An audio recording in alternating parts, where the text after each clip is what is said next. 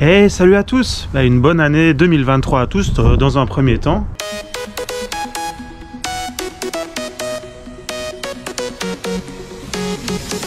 Je vous fais une rapide vidéo pour vous parler de comment moi je gère mon compost. Donc c'est-à-dire en fait les déchets verts que je produis en cuisine ou dans le jardin, ce que j'en fais et ce qui deviennent par la suite. Pas mal de gens qui utilisent des bacs à compost, hein. Vous voyez les bacs, ils peuvent avoir plusieurs formes, ils peuvent être en plastique, en bois, fait maison, acheté tout fait ou en kit.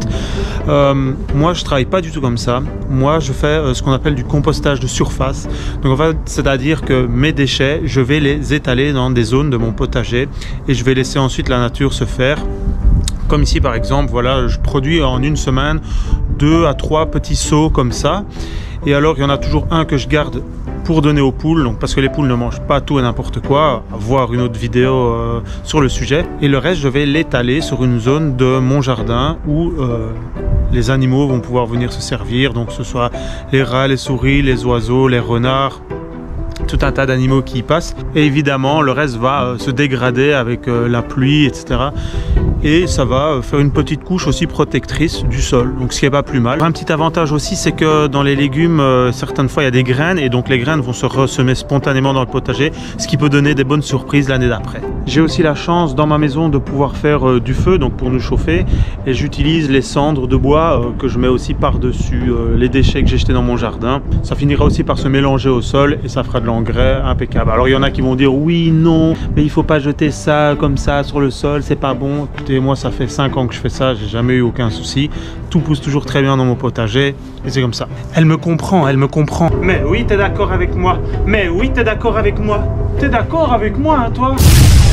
Tous les végétaux que je vais couper, donc les branches, les haies, etc. Ça, je vais plutôt faire un tas que je vais laisser se décomposer pendant tout l'hiver.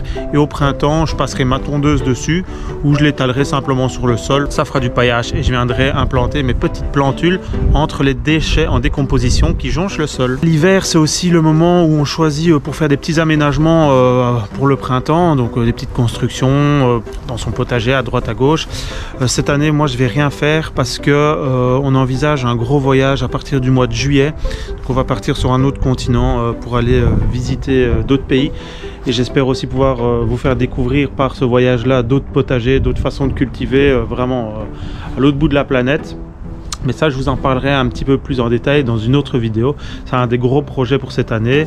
Je vous avais déjà teasé ça dans la vidéo précédente. Donc j'espère que vous allez continuer à me suivre pour me donner l'envie de vous montrer tout ça. En tout cas, merci à tous ceux qui suivent les vidéos. J'espère que vous allez être encore plus nombreux dans le futur. N'hésitez pas à vous abonner, à parler de la chaîne autour de vous et à poser vos questions dans les commentaires. J'y réponds en général assez rapidement. Je vous fais des gros bisous et encore bonne année, bonne fête pour 2023. Ciao, ciao!